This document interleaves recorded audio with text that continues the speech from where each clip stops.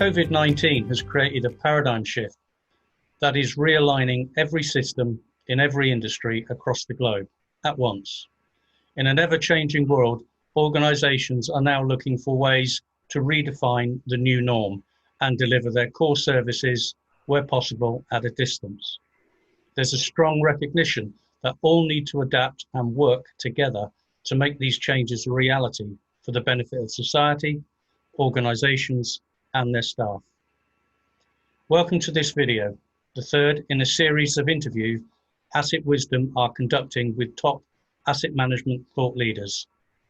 I'm Chris Bradley, one of the co-founders and directors of Asset Wisdom.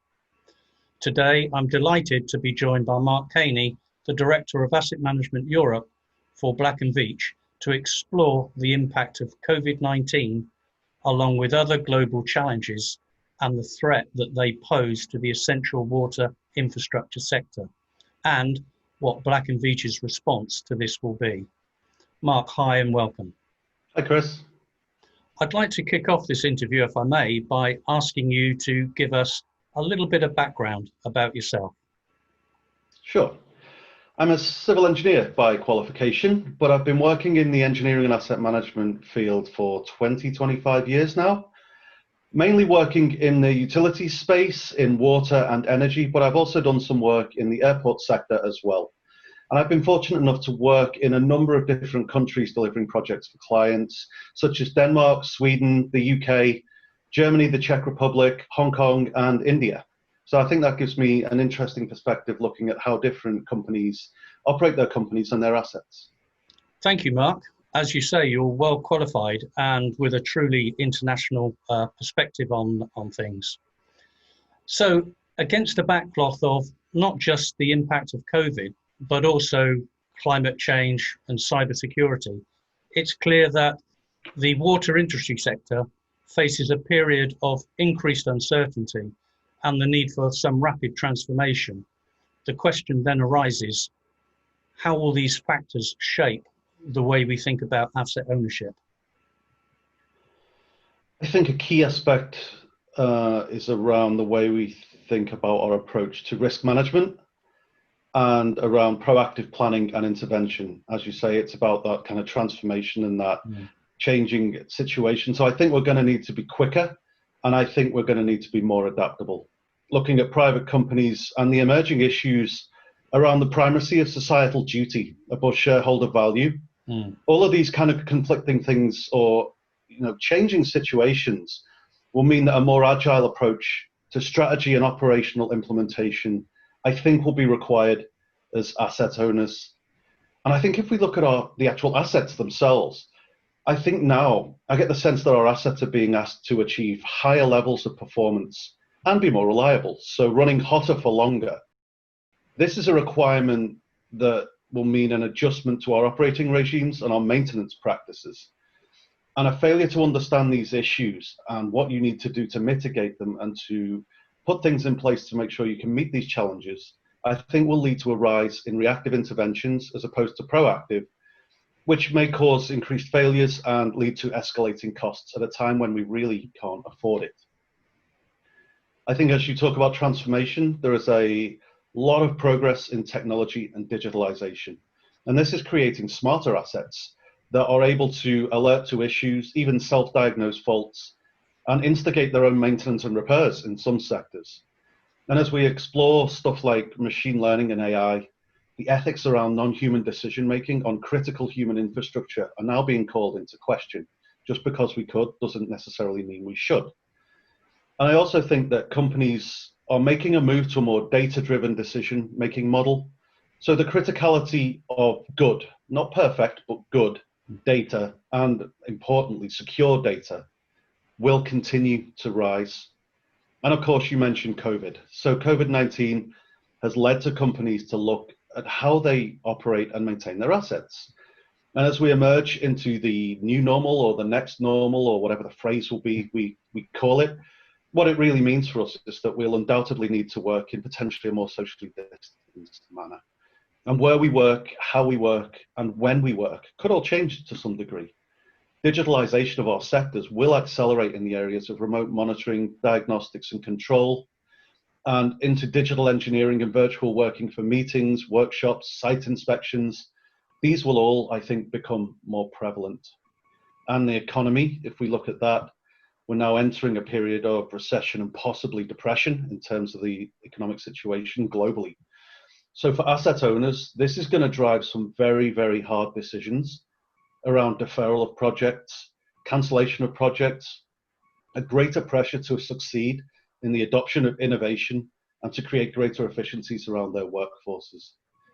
So all of these challenges need to be met, and this backdrop of increasing uncertainty doesn't seem to be going away. So how we assess risk and opportunity, I think, is going to be key to making the smart choices around our assets and the activities we have to carry out in order to achieve our goals. Thanks, Mark. Clearly, the effects of these threats and indeed the challenges and the opportunities you mentioned will in turn have a significant impact on Black Veatch and its own approach to deliver its services and contractual obligations. As we know, Black Veatch has a strong reputation for innovation. What do you see as the main changes your organisation will have to put in place to deliver solutions, as you say, make the smart choice, that balance the risk of these global threats versus, say, necessary infrastructure capital investment programs? Well, as you say, Chris, I think this year's been certainly a kind of a year that none of us expected. And we've all had to completely change the way we work almost overnight. Mass migration from offices, different infrastructure, leveraging technology and different digital approaches, but not just for us, but also for our clients as well. And I think it's been really interesting having done that and started to work, albeit in a what we hope is a temporary situation with our clients. You start to explore those different ways of working. And there are things that work better and things that obviously don't work so much.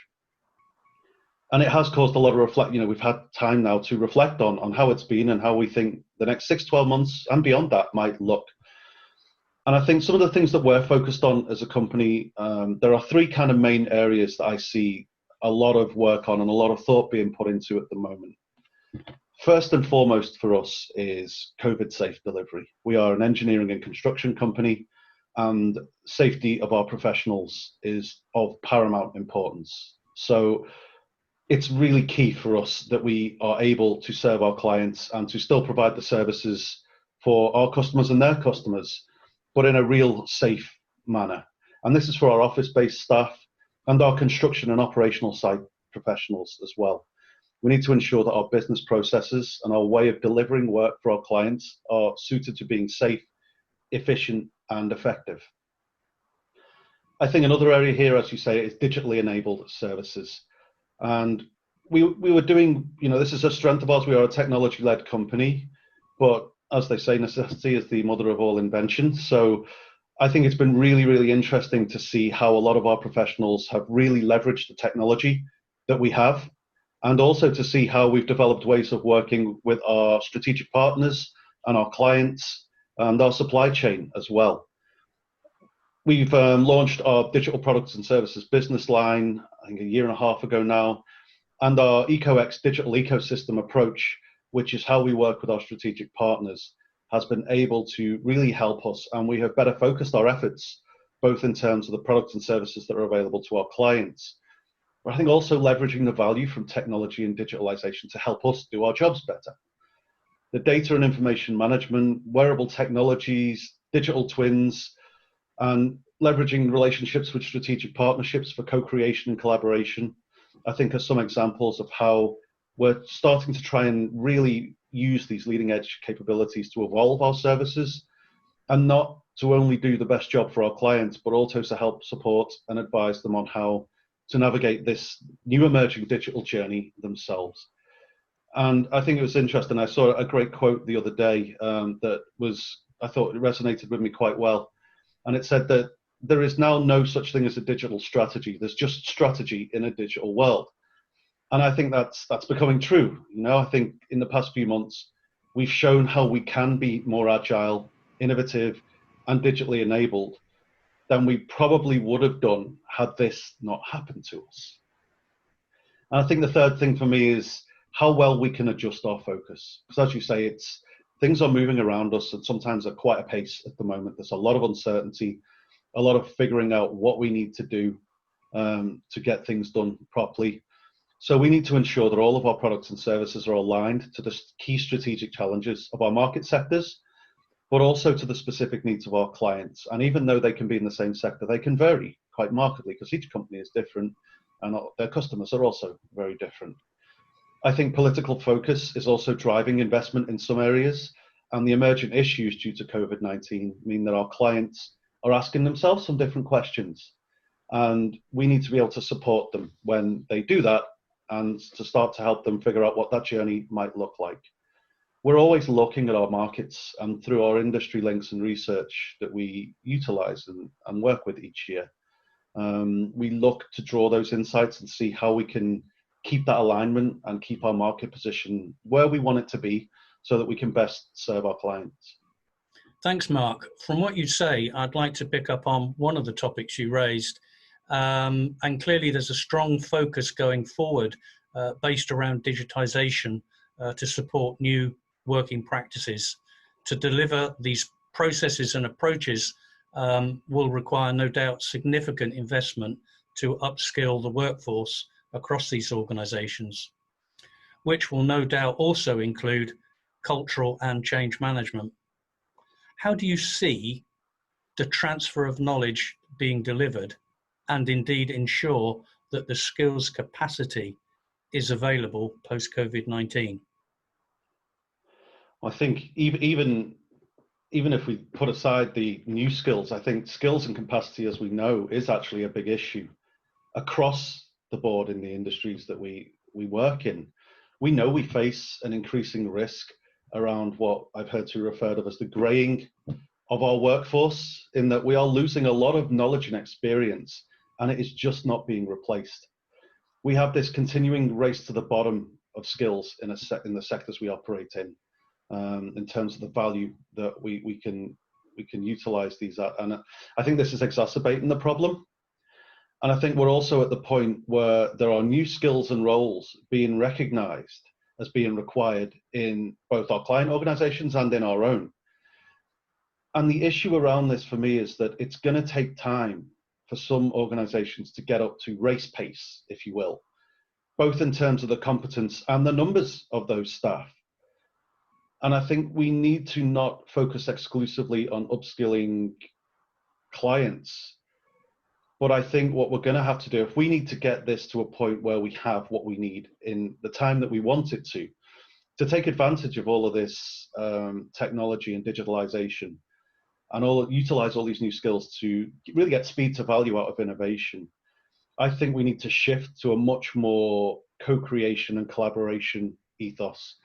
I think we look at sectors and we need the entire supply community, clients, tier 1, 2, 3, consultants and contractors, R&D, startups, SME companies, all will need to be engaged.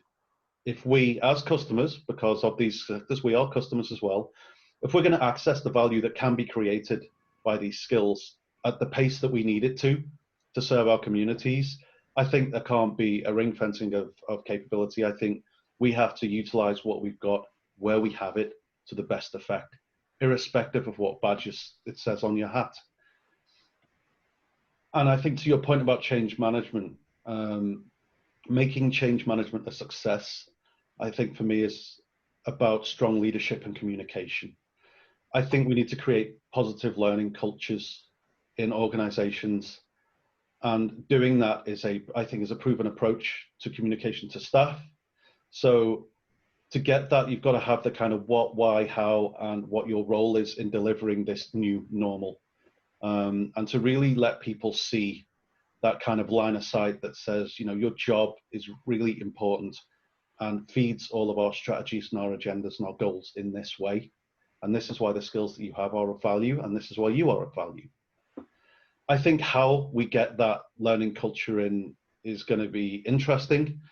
I think we're already starting to see it, but I think the learning will be a blend of digital, whether this be online, webinars, or even virtual classrooms through augmented reality and things like that, and face-to-face, socially distanced, of course. So we're going to see maybe the methods of training change, and we're going to see how teams learn maybe move a little bit as well. I think there will also be a shift of moving capability into the cyber-physical arena, and this is where, as I mentioned earlier, you know, things such as AI and machine learning, we will soon have new teammates who don't sleep, don't take leave, don't get ill, make the same decision the same way every single time, ultra reliable. They too are only ever going to be as good as the people and the things that train them.